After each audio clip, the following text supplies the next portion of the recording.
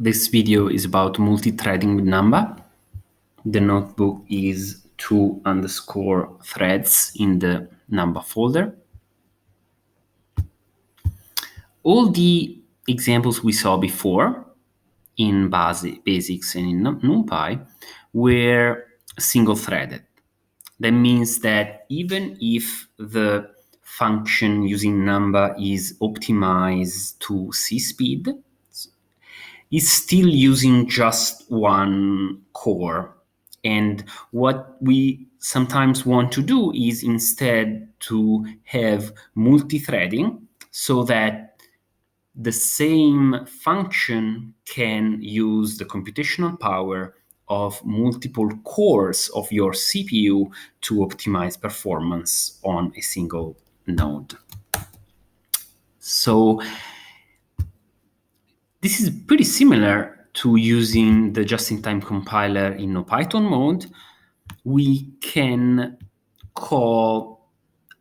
add this additional keyword argument, which is parallel. So we do parallel equals true.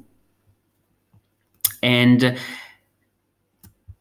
Numba, the parallel accelerator, which is implemented inside Numba, will try to optimize the code inside the function.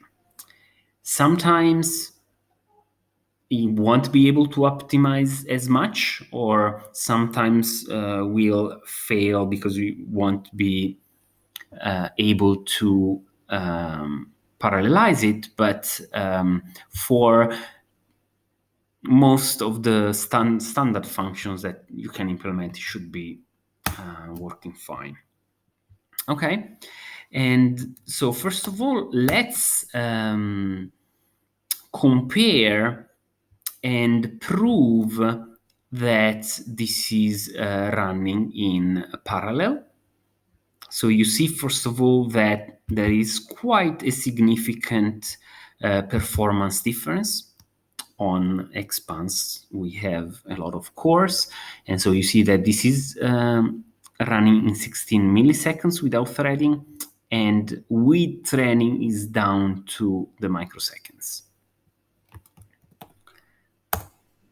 And we can also compare this with the performance of Python, which of course it's pretty slow.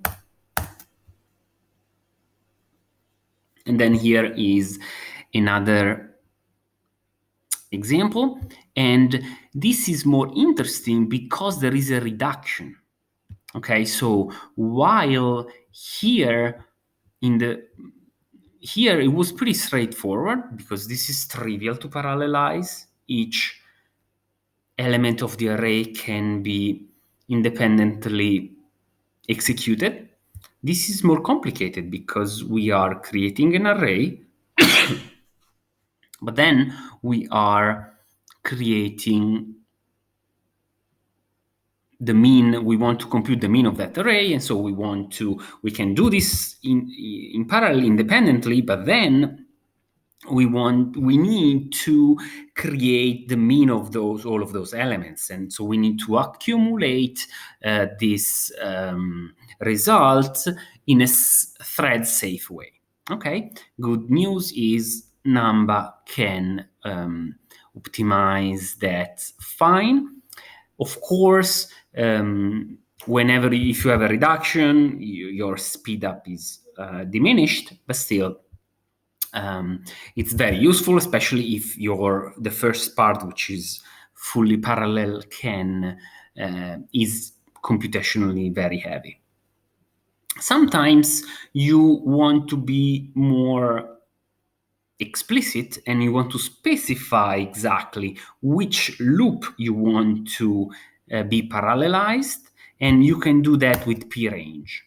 So you see, we have this loop, and we want to specify at what level we want to run the parallelism. And so we want to have each of these iterations run separately.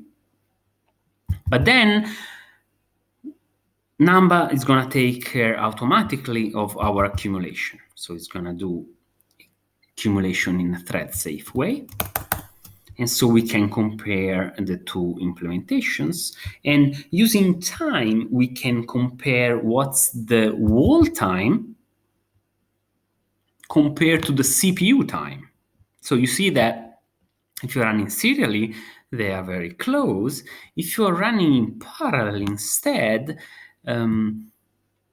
this is taking only about 1 second, but is actually using CPU for about 5 seconds. So can achieve this 3x speed up by using multiple threads.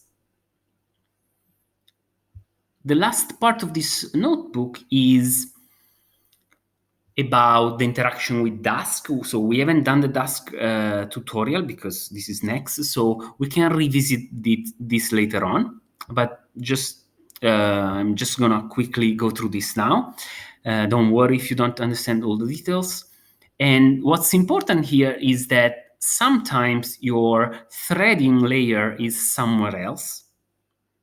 So, for example, the Dusk project can itself provide multiple threads. And then what you want to do with Python is you don't want to parallelize. You want to have a single threaded function, but first you want to know Python so that it's very fast, and then you want it to release the GIL, the global interpreter lock. The global interpreter lock is a Python feature that prevents codes in multiple threads to run independently. So in Python you can have multiple threads, but if you are not careful to release the GIL, then one of those threads can run at a time because the first thread acquires the GIL, does the operation, and all the other ones have to wait for the GIL to be released. And so they will execute one at a time, and so you're not going to gain any performance. And you see here, by doing no GIL, that's going to release the GIL, and then you can go ahead and compute this in parallel. And here we can compare it with the serial execution, which is just using one worker. So you see here it's 3 seconds with 13 seconds of CPU time, and here is the same CPU time, but the wall time is now the same.